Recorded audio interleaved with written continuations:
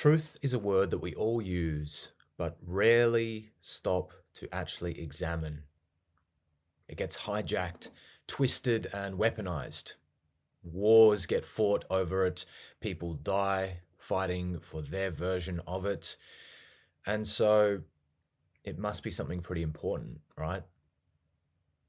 But have you stopped to truly contemplate and understand why? Well, it turns out that the truth is actually the most important thing in life. Because the way that you relate to the truth will actually dictate the entire course of your life. It's going to determine whether your relationships thrive or fracture. It's going to shape whether you stand as a leader or crumble underneath the pressure. And it will ultimately guide whether you awaken to the deeper reality of who and what you truly are or not. So in this episode, we're going to be diving into the nature of truth, what it actually means to live in alignment with it, the cost of avoiding it, and the process of training yourself to walk in integrity. And at the end, I'll talk about the spiritual significance of the truth as a path of awakening. Welcome to Awakened Evolution. If you're new here, my name is Jasper Brown. So I want to begin this episode by discussing the nature of truth, because this is actually quite a complex topic that most people don't understand with nuance. Most of us relate to this idea of the truth as facts, as what happened or what we can measure scientifically, but it's not that simple. It's far more complicated, and there's two distinctions that I like to make here when talking about the truth. There's the relative truth, the truth of your lived experience, your senses, what you perceive, what you notice about yourself, what you can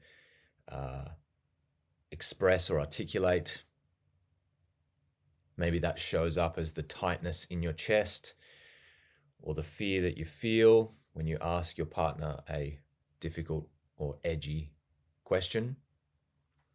The relative truth can be the shame that spikes inside of you when you're avoiding something. It can be the meaning and the stories that you carry with you from your history and that you tell to other people. That's the personal truth, your subjective truth. And so a lot of people talk about this idea of the truth as being somehow absolute, but it is in fact our relative experience of the truth, our personal truth. And at the same time, this is really important because this is the foundation of your integrity. This is what you have access to. This is the way that you relate to the truth and speak about the truth for the majority of the time.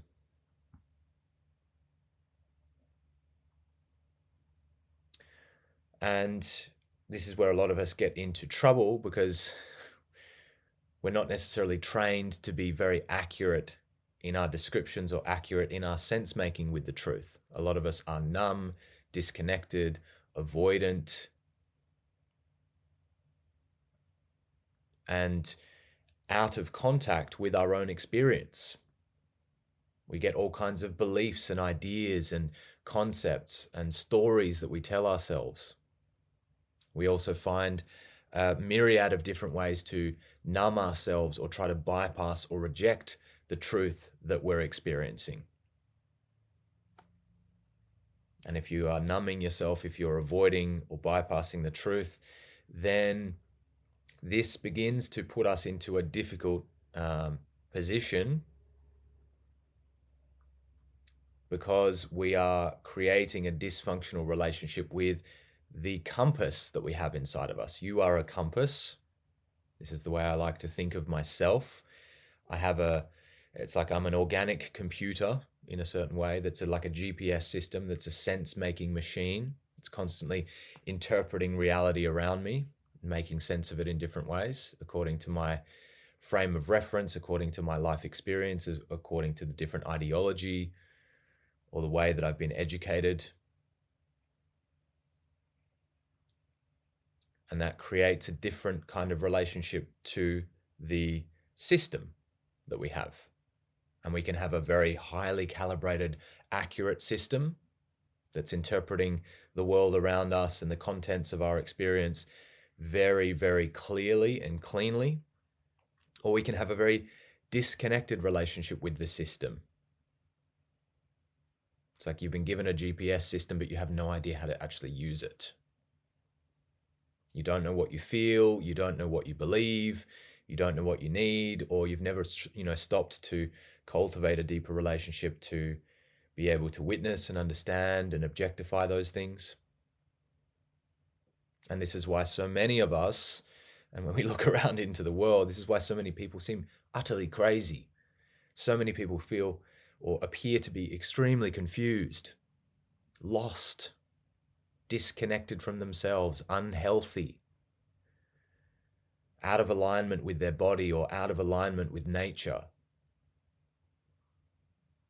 A lot of us pretend that we're fine and believe or convince ourselves that we're interpreting reality correctly, but in fact we're avoiding, we're hiding, we're lying.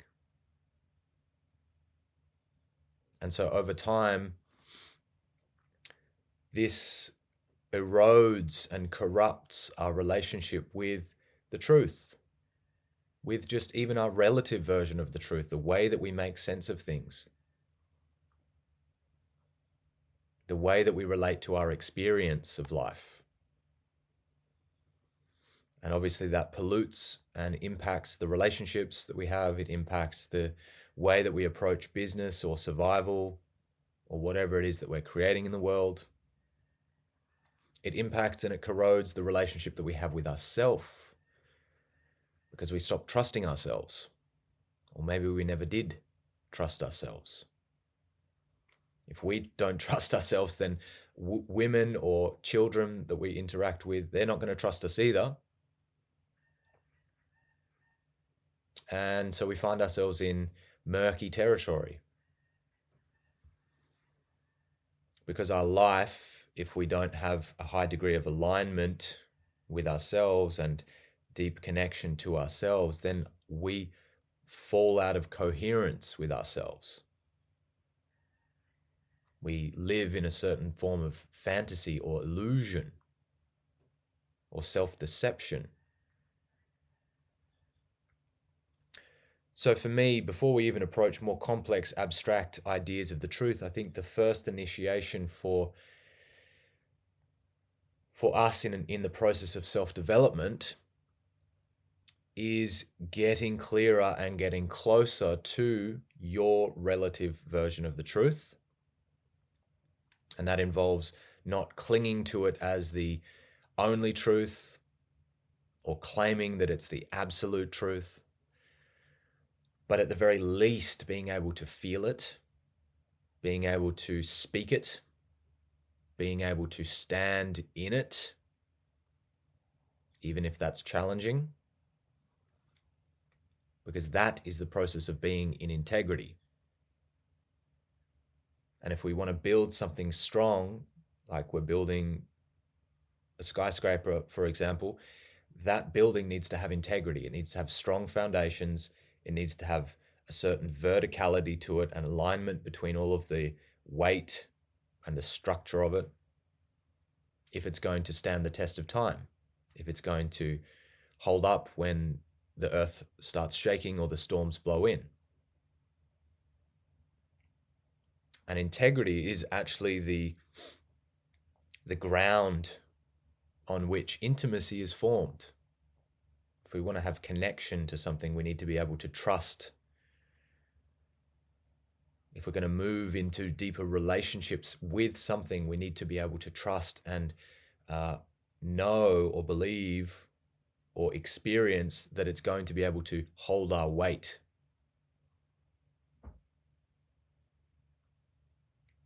And we'll talk more about that in a moment. As I progress here, I'll be telling some stories from my own life and my experience with this and why this is so important. But before we get into that, I also just want to preface here that there's also another version of the truth. There's a higher truth. There's the absolute truth, which is the deeper reality which lies beyond just your personal perspective, your personal interpretation, or your beliefs and experiences. And we can call that the ground of being, or reality itself. There's something consistent that is appearing in front of us, and many of the spiritual traditions or religions of the world will call this God. They'll call this the ultimate reality. They'll call this the universe. And this is the domain of awakening and real spiritual pursuit, truth-seeking, where we're applying ourselves to discover what is the absolute truth, what is actually real. And it's no longer just my story or my version of the truth, but it's the fabric of existence. What is that? Science is also another scheme for discovering what the truth is.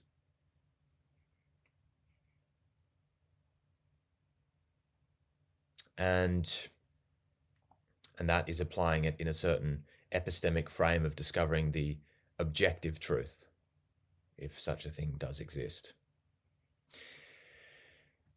Without getting too much into the debate of that, I'll talk more about that at the end. But if we know anything at all, if there's one thing we know, it's that something is happening here, right? You exist. Existence is occurring.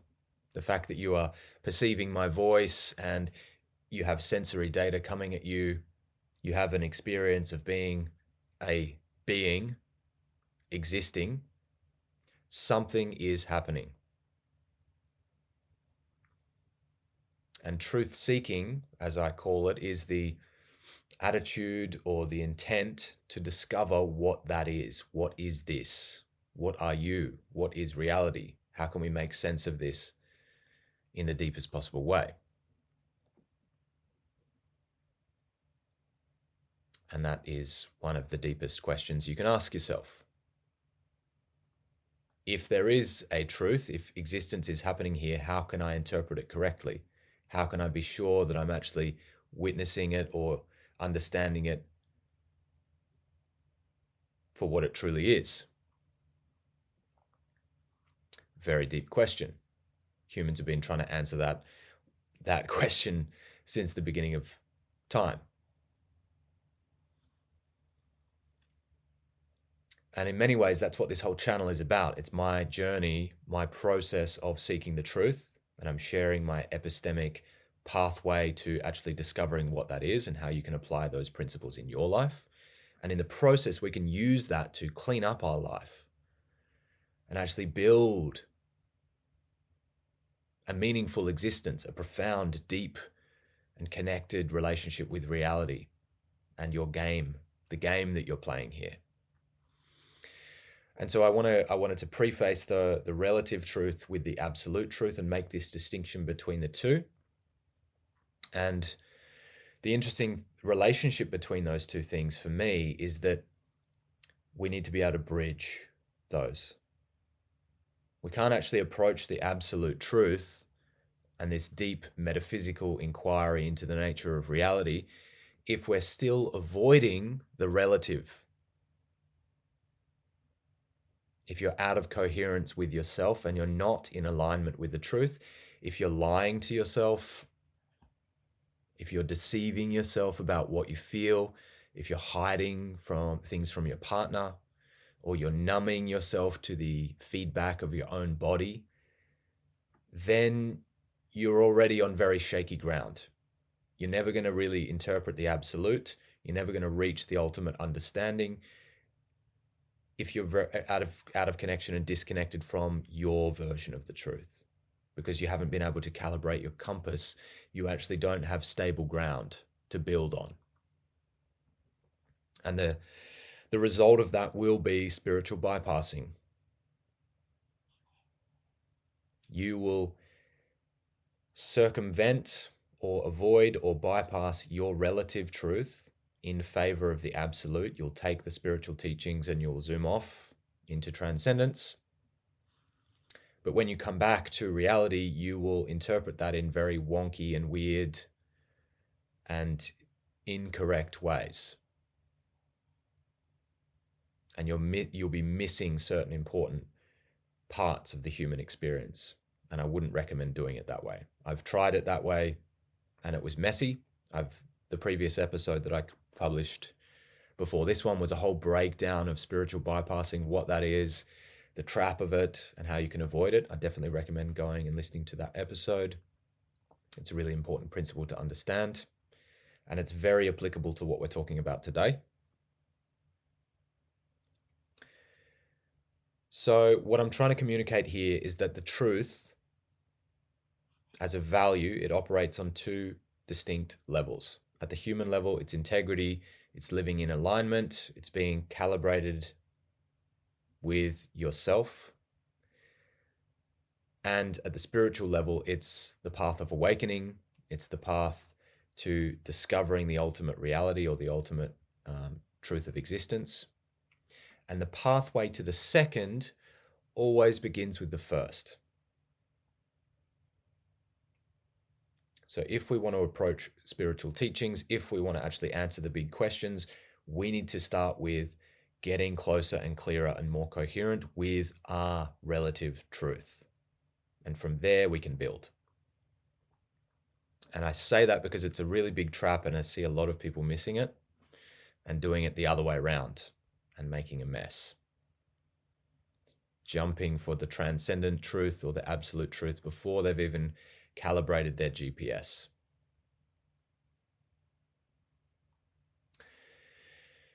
So now we've established that as a sort of backdrop to this episode, I want to talk about why this topic and our relationship with the truth is more complicated and more difficult than it sounds. You might be thinking, okay, yeah, the truth is a value. It's a very commonly held value. I get it. But when we examine this topic, it's actually not that simple. It's not that easy. Because it turns out that to live truthfully is actually a very big thing to ask. It's actually not easy at all. And why is that? Why do so many people lie? Why are so many people out of alignment? Why are so many people fake or living in a way that appears to be very disconnected from themselves, are very unhealthy, very deceptive? People lie all the time. You probably lie all the time. And that happens in very sneaky ways, very subtle, very sneaky ways. I lie all the time. And I've got a lot better, but the default programming that I received right out of the box was not very good. It didn't bring me into a very deep relationship with the truth. I didn't have anyone to educate me and help me understand why that was so important and why it's so goddamn hard. So why is it so hard? Why do we tell so many lies? Why are we so disconnected? Why are we so deceived? Well, it turns out it's because the truth is not always the best thing for our survival. Many animals and organisms in nature survive through the process of deception, by hiding things, by changing or deceiving. The chameleon changes its color in order to avoid any predators, for example, and blend in with its surroundings. Predators themselves sneak up on their prey and they hide and stalk so their prey don't see them, and they deceive their prey in order to catch them. And some insects will mask their approach and emit certain chemicals so that they can sneak into the nests of other animals or other insects. And here is an important principle. Nature reveals to us that hiding the truth isn't necessarily evil. It's just a part of survival. It's just how evolution functions. Survival of the fittest, so to speak. And sometimes the fittest means that which, or he who can deceive or hide the truth or sneak or lie about certain things. Things like camouflage and mimicry and deception, these are actually the thing that keeps species alive. And it keeps us alive.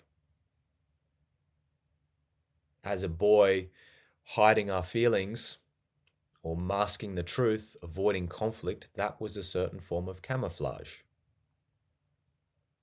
That was my survival strategy. As long as I could show the version of myself that I thought that people wanted to see, or that I was educated into believing that people wanted to see, then I would get my needs met.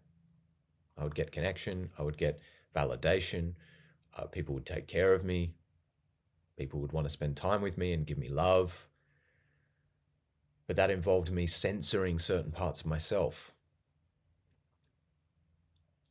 And the problem here is that what saves you as prey or as a youngling or an early version of yourself or an adolescent, what saves you in that version will destroy you or hinder you greatly as an adult. Certainly in intimacy and in relationships and in the process of seeking the truth, if that's something you're interested in.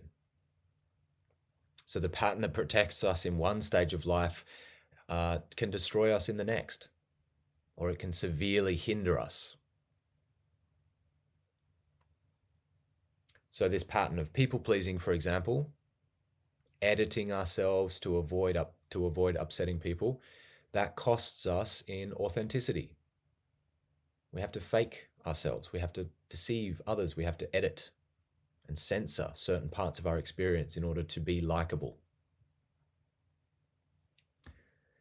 Putting on a brave face and pretending you're fine when you're not actually costs us intimacy and connection and prevents us from being able to build trust with people, because we're not being truly real. We're not letting people in. We're not being fully honest. And someone who isn't fully honest, it's harder to connect to that person. You can feel it. People feel it. And telling lies in order to avoid confrontation or conflict, that might pay off in the short term. Certainly can make things a little bit easier to tell some white lies or just omit certain truths. But it comes around to bite us in the ass eventually.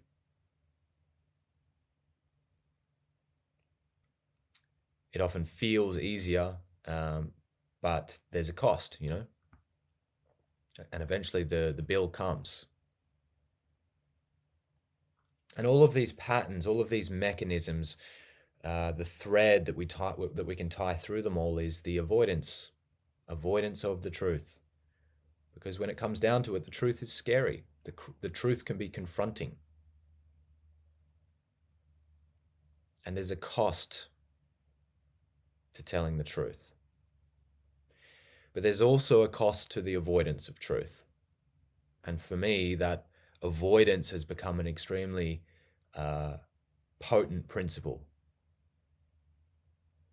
And I see this playing out in relationships as a coach, in the work that I do, working with a lot of men. I see this pattern of avoidance again and again and again and again. Men are numb.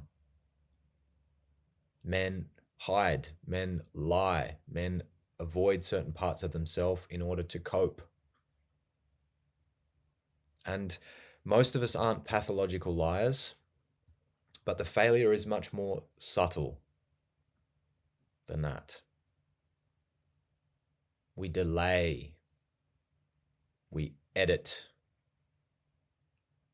certain things, that we omit certain truths, or we change the story in little kind of sneaky ways to benefit ourselves. We withhold things. We withhold the truth of what we feel and what we really think and what we need. We avoid the truth, and we don't speak up when we should. And then we second guess ourselves. And then we end up sabotaging ourselves in a million small and sneaky ways. And the problem with this is that the nervous system, your nervous system, doesn't care about the justifications or the reasons. It just wants to create safety for itself. And so it will do that in the way that conserves the most energy, because that's what your ego wants to do. It wants to protect you. It wants to survive all the time. It's just looking for ways to optimize survival. Optimize survival. But every time we delay, every time we omit, every time we hide and censor ourselves, this registers in your system as a fracture in your integrity. Avoidance, it comes with a tax. You get something for it because you avoid having to feel the things you don't want to feel. Maybe you avoid the argument with your partner in the short term. But the tax and the cost that comes with it is the tightness. It's the tension. It's the shame. It's the dysregulation of your nervous system. It's the pressure that builds up inside when you don't get to speak your truth, when you don't articulate what you truly think and feel and need. And over time, that pressure makes you sick. It winds up as premature ejaculation, addiction to porn, addiction to alcohol, addiction to drugs or weed. It leads to escapism, playing video games and hanging out with your bros instead of dealing with the problems in your relationship. It leads to erectile dysfunction, the body saying no, the body cutting off vital functions. That's the body giving you communication. That's the body giving you feedback. But a lot of men are so numb and disconnected from themselves that they're not able to tune in and listen to the feedback of your body. If you're addicted to ejaculating, or you're ejaculating really quickly, that's your body giving you feedback. That's your body expressing a certain truth. Hey, you're dysregulated. Your nervous system is overwhelmed. You can't hold the tension. And if you can't even get it up, that's your body saying, I don't feel safe. I'm holding on to something. I'm not truly authentic. I'm not relaxed. I don't feel connected enough. I don't feel safe enough to get aroused here. And a lot of guys will ejaculate frequently so they can downregulate their nervous system, because their nervous system is so overwhelmed that the easiest way to make themselves feel better is to come.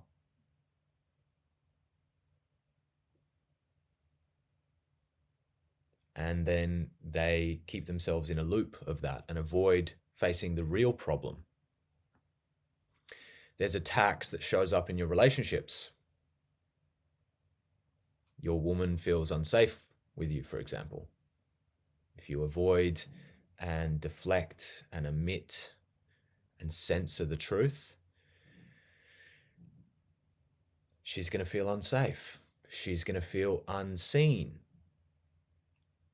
She's going to be unconsciously bracing or waiting for the other shoe to drop,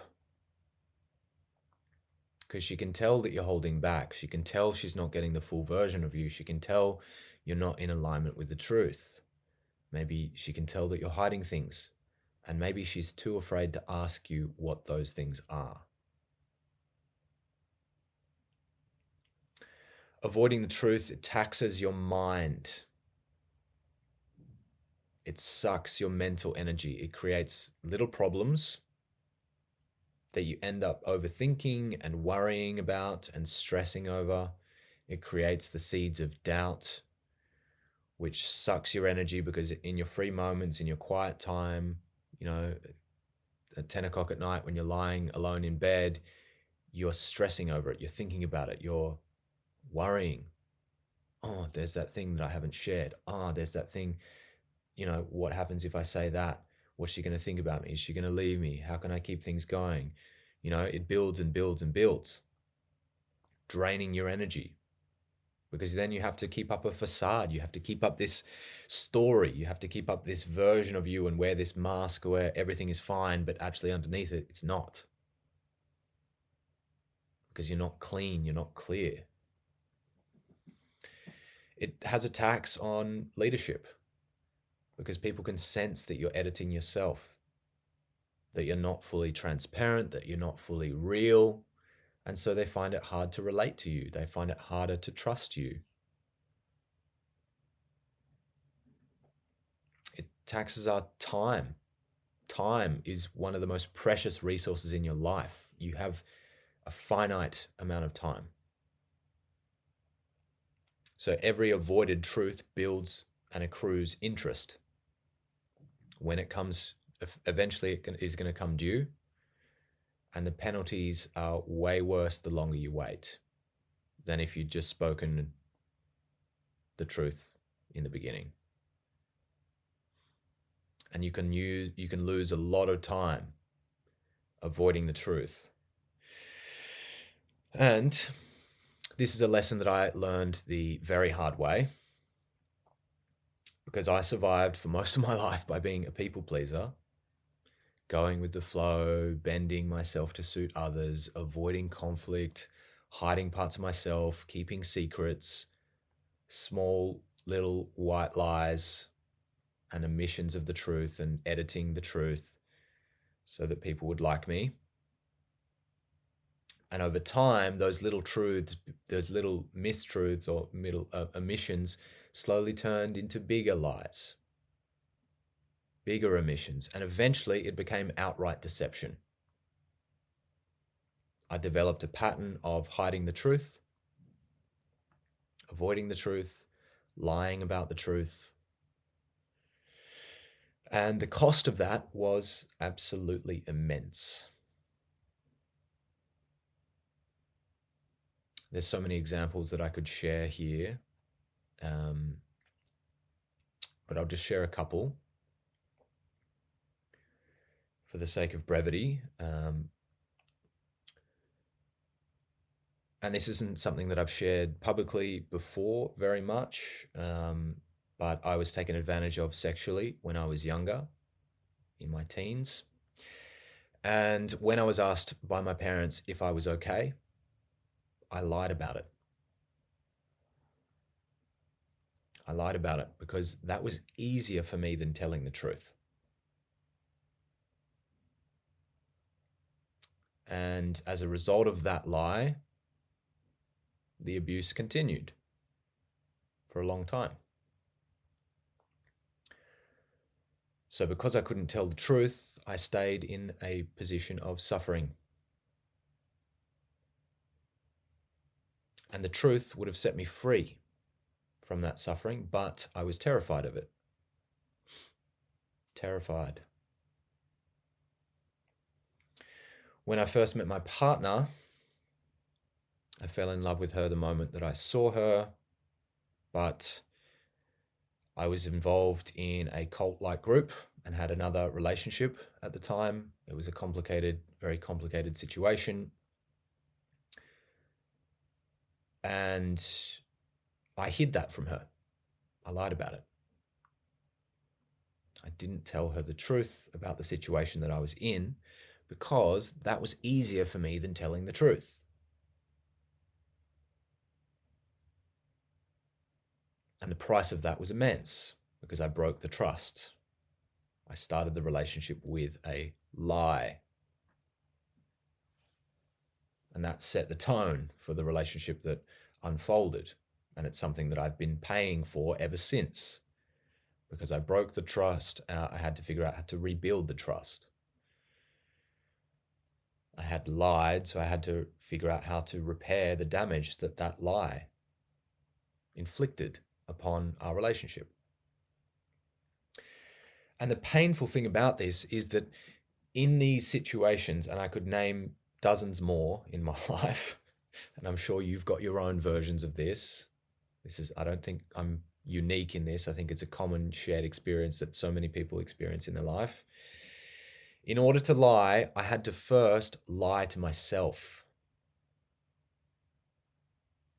I had to make myself believe that I was doing the right thing so that I could even live with myself. Even though deep down I knew that what I was doing was wrong, it didn't feel good. But because the emotional cost of the truth was so high, or I perceived it to be so high because I didn't have the relationship to the truth that I have now, I chose the path of deception because that was easier. It ultimately seemed like the easier path because I hadn't had the education to prepare me for living in integrity. I never got that. I never understood this principle of why it's so important.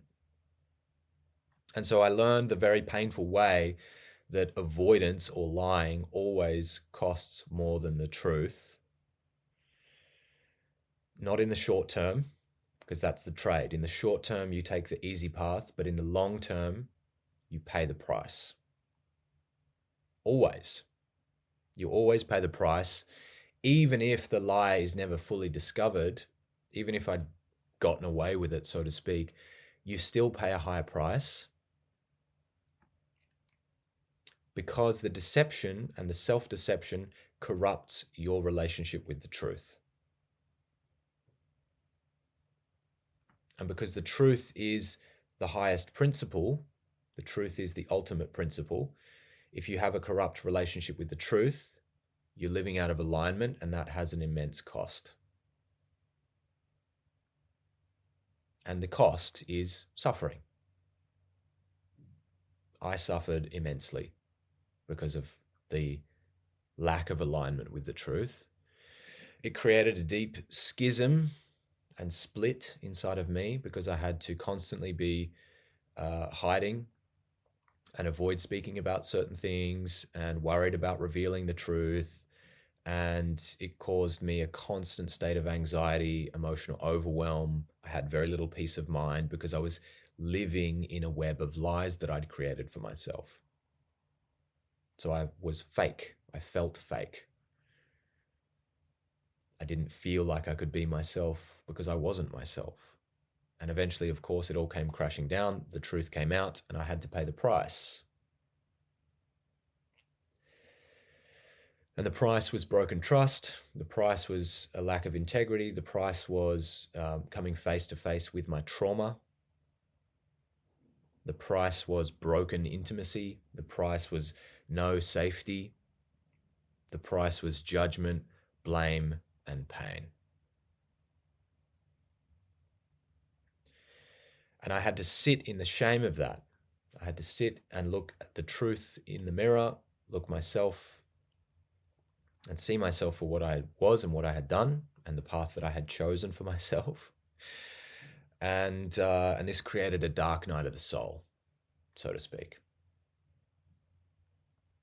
I had to go down into the belly of the whale and confront myself, confront the parts of myself that were broken, dysfunctional, ugly. Because before that, because I was lying to myself, I had a very high opinion of myself. I thought I was amazing. And in fact, I had to confront the parts of me that were not amazing, that were sneaky and deceptive and untruthful and selfish, and that caused other people pain. My deceptions caused pain to the people that I claimed to love, and that was very painful for me. But the silver lining of that was a process of rebuilding myself. I broke, and I had to put myself back together again and understand what it actually means to be in alignment and how to actually walk the path of truth. And so for you, I'm sure that you have your own versions of this. I'm sure that you have your own deceptions and lies and the prices that you've paid for avoiding the truth. And so I want to talk about how to realign yourself, how to get yourself into a healthy relationship with the truth or get closer to the truth, and how to turn this into a process. How can we actually build this muscle? How can we train our capacity to live more transparently without collapsing, without deceiving, without avoiding? And so we can avoid the suffering that those things cause. So I want to give you a step-by-step sort of process for this. And the first part of this is asking yourself the simple but powerful question, where am I out of alignment with the truth? Ask this question to yourself. You might like to even pause this episode and take a pen and paper out and just write down all of the areas where you're out of alignment with the truth. Where are you hiding? Where are you lying? Where are you being deceptive or sneaky? Ask this question often, reflect on it deeply, and the answers will appear. And the answers that come from this, these are opportunities, these are initiations.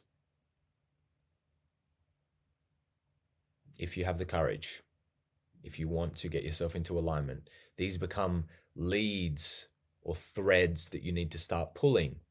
And this is an extremely powerful process, which might break you and give you the chance to be put together in a better form. So the second step, once you've identified what these misalignments are, is to feel it.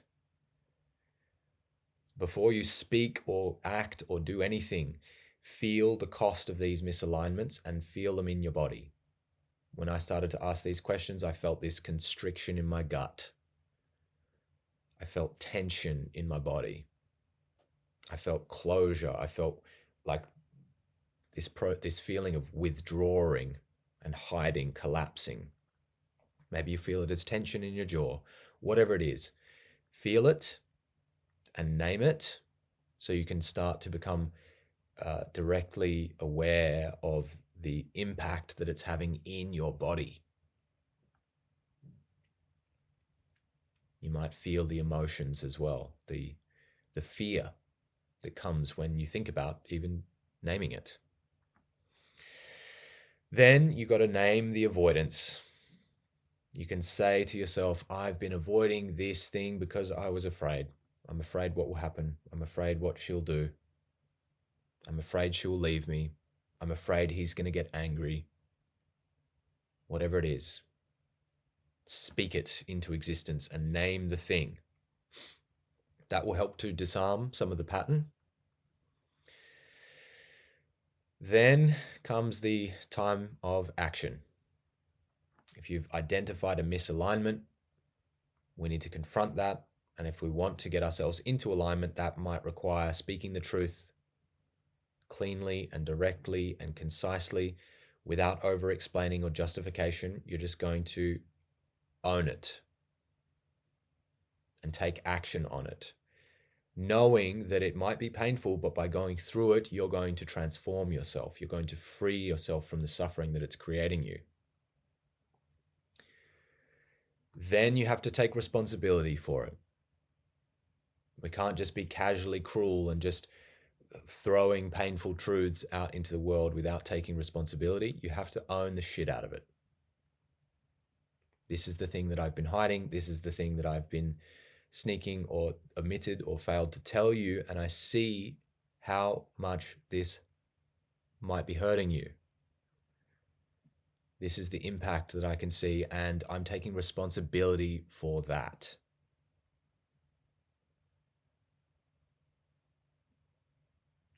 And lastly, you're going to state your commitment. I'm telling you this because I want to be in alignment with the truth. I don't want to hide anymore, and I'm going to find a better way of moving forward.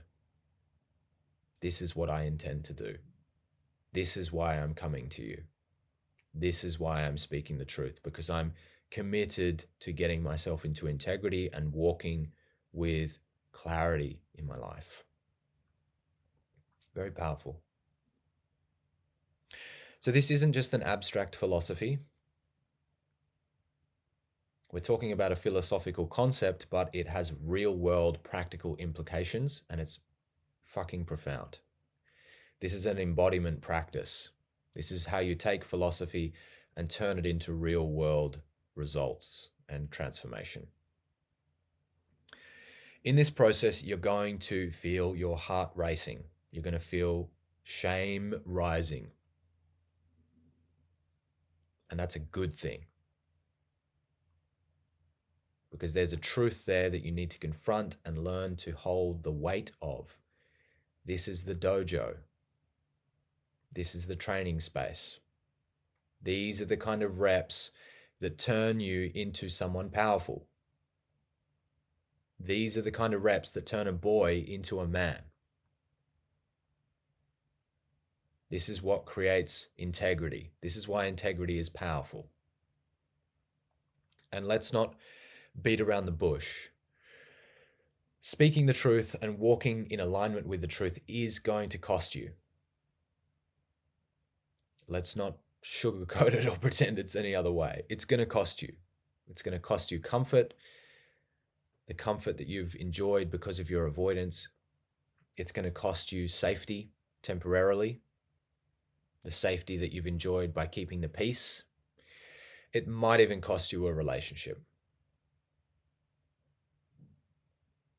You might get broken up with, you might have to divorce, you might have to lose assets.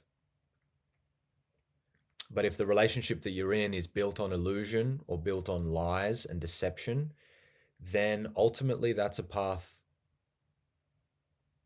that's worth taking. Because to live in illusion and to live in lies and to live with deception every day is costing you more. And what you gain through cleaning yourself and purifying yourself and your relationship with the truth is sovereignty. Your nervous system actually becomes resilient. Your partner, if you can navigate the breaches of trust and the lack of truth, will feel safer with you because she'll slowly learn and understand that you're not hiding things and that you're a man of integrity and that you commit yourself to the truth. Your capacities as a leader will grow exponentially because people will feel how steady and how integrous and how vertically aligned you are in life. So it has so many benefits. And the truth will strip you naked. It's going to take away all of your illusions, but in the process, it's going to give you substance. It's going to build and forge your character. It's how you win trust and earn the trust of others. It's exactly the thing that gives you power. Not the kind of Machiavellian or selfish, egotistic power, like political power or physical power, but the power of character, the power of integrity, the power of alignment. The truth, but in order to get there, the truth is going to break you first. Sometimes we need to be broken in order to be rebuilt, just as I needed to be broken. The boyish, immature, naive version of me had to be broken, had to be confronted with the uncomfortable truths about myself that I was hiding and avoiding and pretending didn't exist. That had to happen so that I could be rebuilt into the more potent, more integrated, more holistic and healthy version of myself that I am today. And so the same thing might need to happen with you. And I've seen, I coach a lot of guys who are going through this process. This is often the thing, this process of being out of alignment and disconnected and numb and avoiding really important truths in their life is often the thing that forces them to seek help. Their marriage starts collapsing, or they feel they're having a midlife crisis, or the bedroom is not working. And so the implications of the lack of truth and lack of alignment and lack of integrity is breaking things in their life. And this is the moment that a lot of men find this work. They reach out for help because they're like, fuck, this is heavy. This is some heavy shit. And this is where we struggle. This is where I struggled. I needed help. I couldn't navigate that alone because I didn't know what was happening and I couldn't see the path through it. I was just in the mess. But ultimately, that mess is the potent fuel that's required for immense transformation and for you to move to the next stage of your development. It's extremely potent, extremely powerful moment in your life when this happens. And so it feels horrifying. It feels like the last thing that you want to happen. It's a disaster. But the silver lining is always, always, always extremely potent and powerful. And the benefit of hindsight is looking back and seeing, wow, that terrible thing that happened in the moment was actually the greatest gift. That wound became wisdom. That karma became my dharma, so to speak. So the invitation here that I'm extending to you is to make truth your highest value, to make truth your guiding principle and your North Star in life. Not because it's virtuous, not because it sounds cool, but because without it, nothing works properly. Your life will be fragmented. It will be meaningless. It's directionless. Or it's illusory. It's confusion. When you make truth your North Star, every collapse, every breakdown, every big mistake in love or in leadership or in business or on your life purpose becomes a gift. Every breakthrough begins with this process of confrontation with the truth or the lack of truth. And so this is just that's why I say the truth is the most important thing. The truth is the North Star. The truth is the guiding principle. Because it gives us something concrete to orient ourselves towards. It's the ultimate point on the compass. So before this day ends, do this process that I've shared with you. Sit and ask yourself, where am I out of alignment? Feel into those places and start strategizing about ways to get yourself into alignment. Find what you've been avoiding and confront it, because that's where your edge is. Confront yourself. Confront the truth with your partner, with your woman, or with a brother. And don't wait, don't delay, don't avoid, don't keep kicking that can down the road, because you're losing time. Precious, precious time. And trust me, living in alignment with the truth, life is so much better, so much freer, so much more harmonious and peaceful and profound. So in order to do that, you need to commit. You need to commit to this principle. You need to commit to sharpening your instrument. Get closer to your thoughts. Become masterful and intelligent with your feelings. Get sharp with your boundaries and your values and your standards for the life that you're creating. This is powerful, powerful work. And this is essentially the work that I'm doing. This is what I'm trying to transmit here to you from my lived experience, the most valuable principles that I'm discovering. I'm trying to teach and impart upon you the value of becoming more self-aware, teaching you how to try to become stronger within yourself and more sharp and more lucidly conscious of the life that you're actually creating.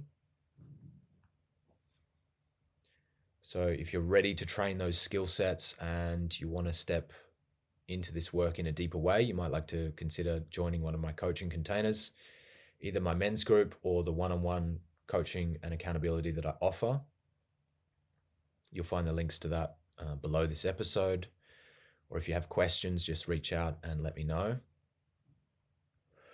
I'd love to hear your thoughts on this episode. If you've got any feedback for me, leave a comment, leave a review on the podcast, or just reach out to me and let me know what your thoughts were. I have people reaching out every now and then, and it's really beautiful to receive that. I really love it, and it really inspires me to keep going.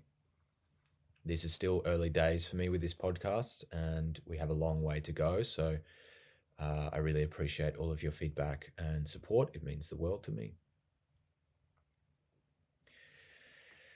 And lastly, let's wrap this up with a little bit of meta perspective on the truth. I promised you that in the beginning, so let's go there now. So truth is the highest principle. It's the highest value that exists in reality. Why? That's a claim. That's a truth claim that I'm making. Why? Because truth is reality.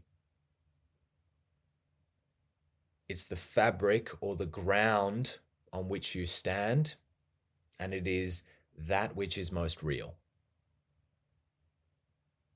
So the word itself points to a reality which is absolute. So to seek and to quest for a deeper understanding and alignment with the capital T truth, this is the main objective of the game in life. Because without that, you are literally disconnected. You're out of alignment with reality. And to be human is to be, by our very nature, living in illusion. We're living in ignorance. Because when you get really serious about the question of what is the truth or what is reality, you don't actually understand. If you're really honest about it, you might have beliefs, you might have concepts, you might have ideas, you might have theories about it, but do you really understand? If you're religious, it's a belief, it's faith, it's myths, it's fables and stories and the book written by someone that you don't know if they even truly existed, or if the words were in fact written by that person. It's probably or usually been corrupted by thousands of years of human interpretation and human survival and human ideologies. So it's hard to know if it's really true or not. I mean, ultimately, you don't know. You weren't there. You haven't personally validated it. And I'm also speaking this from direct experience. I have fallen into that trap. If you're scientific, the truth is still theory, principles, concepts, communicated through language and data, all of which is interpreted by human beings, all of which could be self-deceived. You don't know if they're doing the science correctly. Have you personally looked at the data? Have you personally analyzed their interpretation? Was there bias in it? Who paid for the study? What was the bias? How accurate is it really? You don't actually know.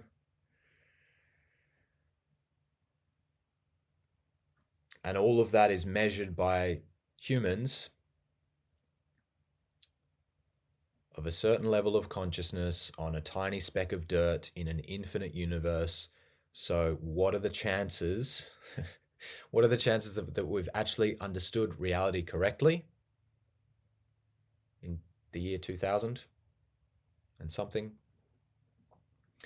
Very, very small. In the infinite expanse of the universe, the current paradigm of science is laughably immature. And every 100 years or so, science goes through a completely new revolution. And if our political situation and the current climate of debate in the world is anything to go by, we've got a long way to go. So you can't necessarily trust the interpretations of a bunch of humans who are just fallible, limited, finite, perceptions, or making finite perceptions of reality through an ideological lens and a certain sense-making system. You have to admit that all of this is very, very relative. Everything, every human domain of knowledge is relative. It's not absolute, pretty much.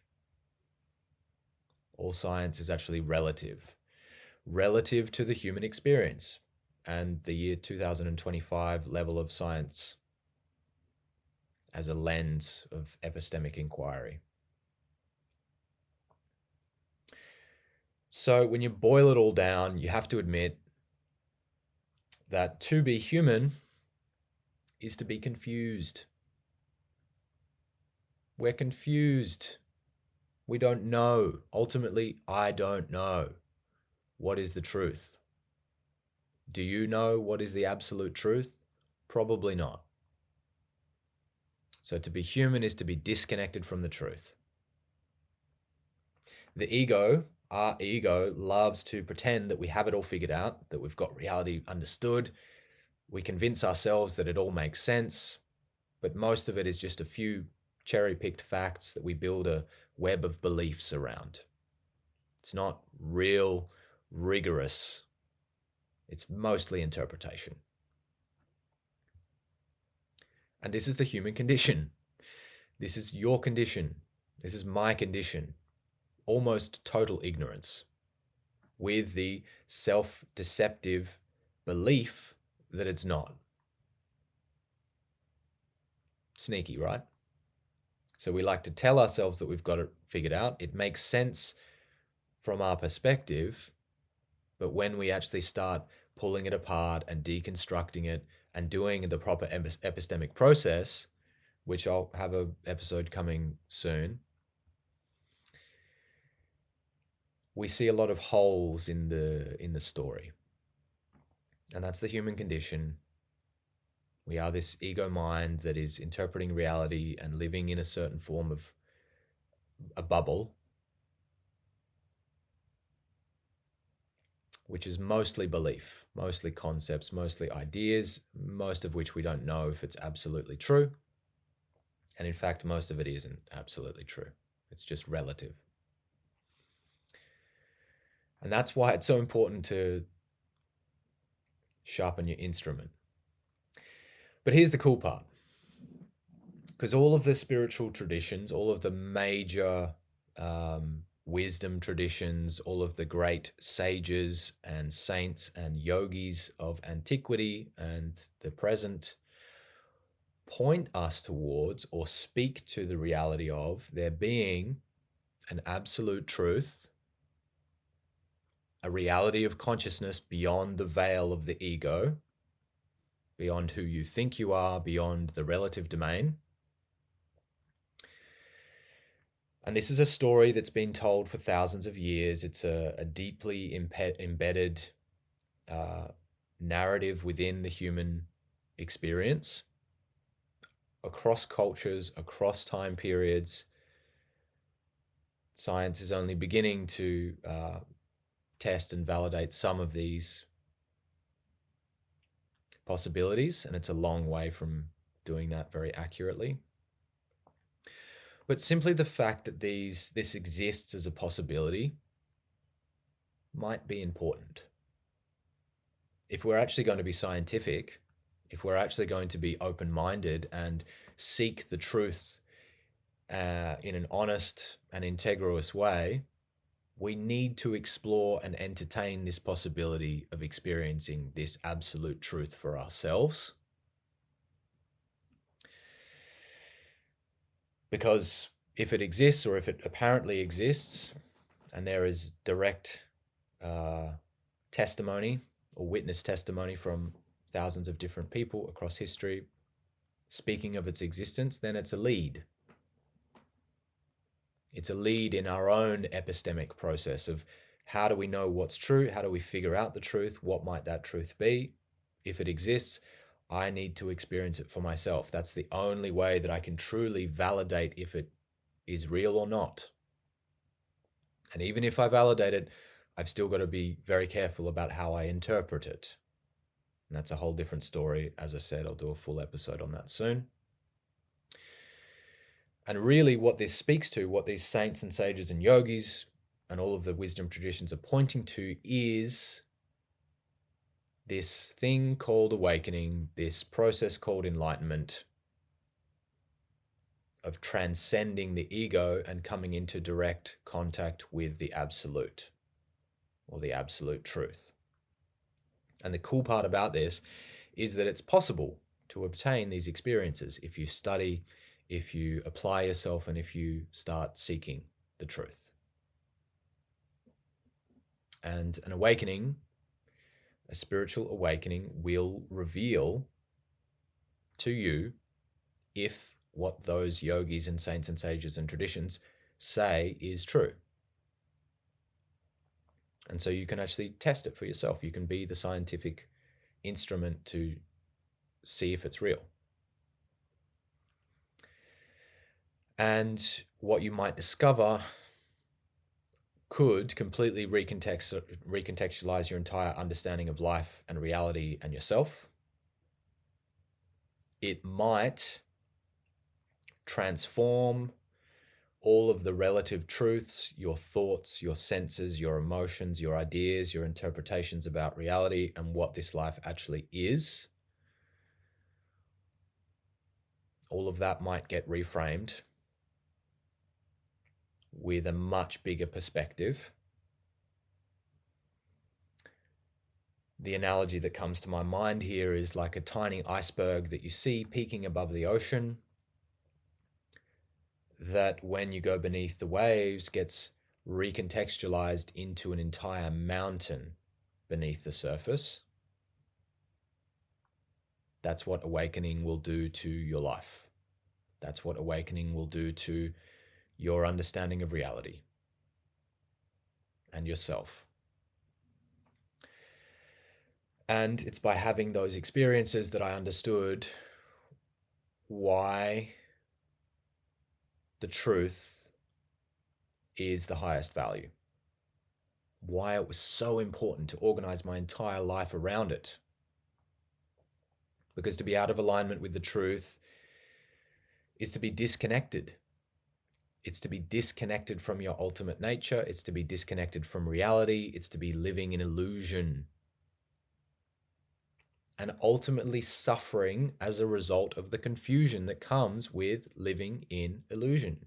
If you got reality wrong, if you're making sense of it incorrectly, you're confused. And whenever we're confused, we suffer. It doesn't feel good to be confused. And I'm sure you can relate. Think of a time in your life when you felt really, really fucking confused about something. You didn't know to go left or go right. You were lost in an unknown city. You were not sure if you should choose this relationship or that relationship. Do you speak the truth or do you tell the lie? You know, this confusion, this place of confusion it's horrible. It's horrible to be confused. And so it's very, very powerful to recognize that we are confused. I'm confused about who I am and what I truly am. I'm confused about the nature of reality. I'm confused about how to live my life in the best possible way. And from that position of confusion, we can start to inquire, well, what might it look like to be in alignment? What do I need to do in order to understand? What is the truth? And ultimately, what I discovered for myself, and I encourage you to do this process for yourself, don't just believe me, you're going to have to find your own way there, your own way through the maze. But what I've discovered for me is that to discover the truth is also to discover infinity. The truth, the ultimate truth, is infinity, which is the same thing as God, and that the absolute nature of reality is love.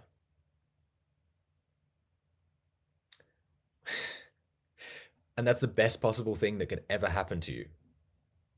Imagine going on the truth-seeking journey and waking up to the fact that reality is love. And the highest truth is infinite love. And that infinite love is actually what all of the wisdom traditions and saints and sages speak to and call. It has many different names, but we can just say God.